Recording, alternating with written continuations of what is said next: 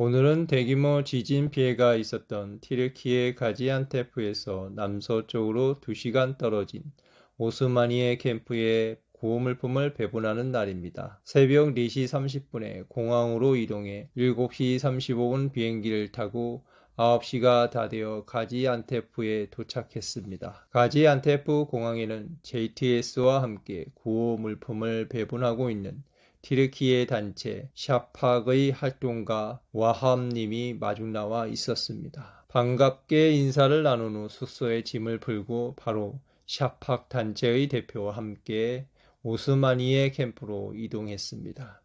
차 안에서 샤팍 대표와 대화를 나누었습니다. 보통 후원자들은 물품과 비용만 지원하는데 이렇게 직접 와 주셔서 정말 고맙습니다. 스님의 방문 덕분에 이 일을 극복할 수 있겠다는 의지가 생겼습니다. 언론에서 지진 피해 소식을 보고 많이 안타까웠습니다. 이렇게 조금이라도 도움이 될 수 있어서 저도 기쁩니다. 대화를 나누며 2시간을 이동해 오스마니에 캠프에 도착했습니다. 구호물품 앞에서 기념사진을 찍고 12시 30분부터 물품 배분을 시작했습니다. 물품은 쌀을 비롯해 14개 품목으로 1개의 박스와 2개의 봉지로 40kg이 넘는 물품이라 혼자 들기에는 너무 무거웠습니다. 오스마니에 캠프에서는 500가구의 식량을 지원하기로 했습니다. 구호 물품을 배분할 가정에 방문해서 명단을 확인하고 물품을 나누어 주었습니다. 오늘은 35도를 넘어서는 매우 건조하고 뜨거운 날이었습니다. 이 더운 날씨에도 무슬림을 믿는 튀르키예 활동가들은 라마단 기도 기간이라 물도 마시지 않고 물품을 나누어 주었습니다. 라마단 기간에는 새벽 4시에 아침 식사를 하고 저녁까지 물도 마시지 않는다고 합니다. 날이 더워 활동가들이 갈수록 지쳐갔습니다. 지쳐 보이는 활동가들에게 스님이 말했습니다. 저는 물을 마셔도 되니까 제가 다 할게요. 그럼 물 좀 드시고 하세요. 괜찮아요. 제가 물을 마시면 다들 마시고 싶잖아요. 스님도 물을 마시지 않고 계속 배분 작업을 했습니다. 지진 피해자들은 한국 사람을 알아보고는 감사합니다 하고 인사를 건넸습니다. 물품 배분을 시작한 지 3시간 후 현장에 오스마니에주 주지사가 방문했습니다. 주지사와 잠시 대화를 나누었습니다. 튀르키예도 어렵지만 시리아 지역은 정부 지원도 없어서 더욱 어렵다고 해서 JTS에서는 앞으로 시리아 지역에도 지원을 하려고 합니다. 주지사님께서도 많이 도와주십시오. 물론입니다. 감사합니다. 주지사와 대화를 마치고 활동가들과 함께 30분간 더 배분 작업을 했습니다. 4시 30분에 하던 일을 마치고 차를 타고 1시간 30분을 달려 숙소로 돌아왔습니다. 저녁 7시에는 현지 활동가들과 라마단식으로 저녁 식사를 함께 했습니다. 라마단 기간이면 저녁에도 기도를 하는 시간이 있습니까? 네, 8시 30분부터 기도 시간입니다. 30분밖에 안 남았네요. 기도 시간은 마쳐야지요. 스님은 기도 시간을 고려해 서둘러 식사를 마치고 숙소로 돌아왔습니다. 내일은 시리아 국경에 있는 와탄 캠프로 가서 구호 물품을 배분할 예정입니다. 오늘은 법문이 없었기 때문에 지난달에 수현사 초청법회 때 있었던 증문제서를 소개하며 글을 마칩니다. 저는 불교에 대해 아직 잘 모르는 대학생입니다. 불교에서 강조하는 것이 깨달음인데요. 정확히 무엇을 깨달아야 하는지, 깨달으려면 무엇을 어떻게 해야 하나요? 왜 깨닫고 싶은데요? 궁금해서요. 깨달아야 한다는 말을 듣고 그 말에 걸려들어서 무엇을 깨달아야 하지 이렇게 생각한다면 남의 말에 현혹된 거예요. 그렇게 보실 수도 있는데 제 성격이 궁금한 것을 못 참는 성격이어서요. 그냥 깨달음이 무엇인지 궁금증이 생겼습니다. 그렇다면 교회에서 하나님을 믿으면 천당에 갑니다 하는 말을 들었을 때도 천당이 어떤 곳인가 하고 궁금해서 천당에도 한번 가볼 거예요. 글쎄요, 이런 사람을 보고 기가 얇다고 표현하는 겁니다. 질문자는 이 사람이 말하면 여기에 끌려가고 저 사람이 말하면 저기에 끌려가는 사람이에요. 별로 좋은 태도는 아니에요. 어떤 사람이 깨달으면 어떻다. 이렇게 얘기하면 그 사람이야 뭐라고 그러든 그것은 그 사람의 얘기입니다. 그 말이 나하고 무슨 상관이에요? 그것은 그냥 길 가는 사람의 얘기일 뿐입니다.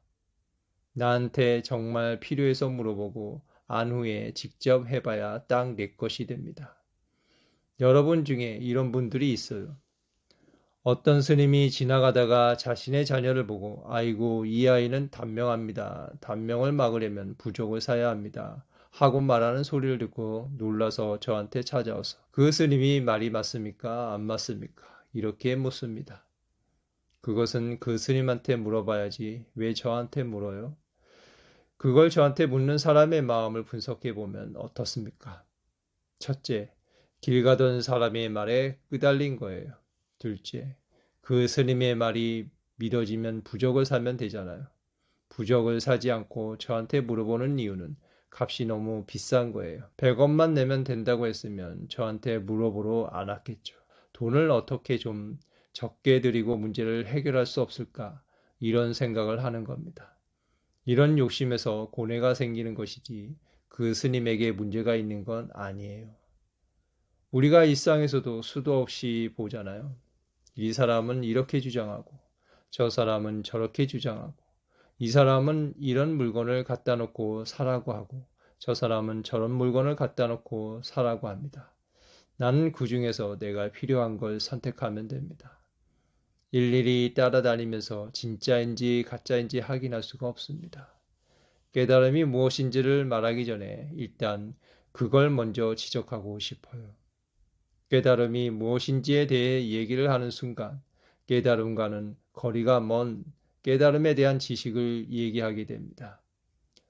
오히려 저에게는 이런 고뇌가 있습니다. 이렇게 얘기하는 것이 질문자의 인생에 도움이 되지 깨달음이 무엇인지 아는 게 뭐가 중요해요. 지식에 불과한 것을 안다고 해서 인생 문제가 풀리는 것이 아닙니다. 그렇다면 왜 사람들이 깨닫는다 하는 말을 썼을까요? 눈을 감은 상태에서는 앞이 안 보입니다. 눈을 뜨면 환히 보입니다. 눈을 감고 있으면 바로 옆에 있는 물건도 찾을 수 없고 눈을 뜨면 금방 찾을 수 있어요. 깜깜하면 눈을 떠도 못 찾고 불을 탁 켜고 보면 물건이 어디 있는지 금방 알 수 있습니다. 깨닫는다 하는 말은 눈을 뜬다, 불을 밝힌다 하는 개념입니다. 반대로 눈을 감았다, 어둡다 이런 표현은 무지, 어리석음을 비유하는 표현입니다. 내가 뭘 모르니까 두렵고 괴로운 겁니다. 그것은 마치 눈을 감은 것과 같은 상태이고 깜깜한 밤과 같은 상태입니다.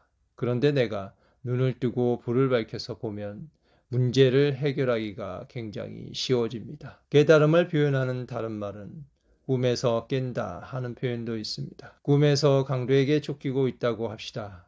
꿈속에서는 아무리 도망을 가도 그 강도가 계속 따라옵니다. 그런데 눈을 딱 뜨면 해결이 돼요. 눈을 감은 상태, 즉 꿈속에서는 강도로부터 도망가거나 누군가가 강도를 막아주는 것이 해결책입니다. 그러나 내가 눈을 뜨면 아무런 해결책이 필요 없어요. 원래 강도가 없었습니다. 누가 나를 구해줬다고 해도 원래 나를 구해준 사람이 없었어요.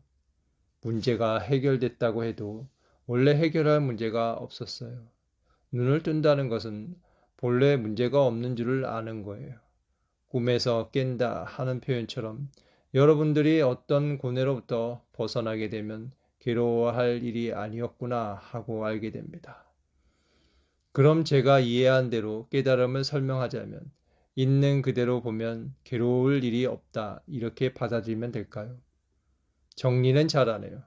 있는 그대로의 사실을 한문 용어로 표현하면 실상이라고 합니다. 제법 실상이라고 하잖아요. 깨달음은 사실을 사실대로 아는 거예요. 사실을 사실대로 보지 못하는 인식상의 오류가 발생하면 번뇌가 생기는 것입니다. 알겠습니다. 감사합니다.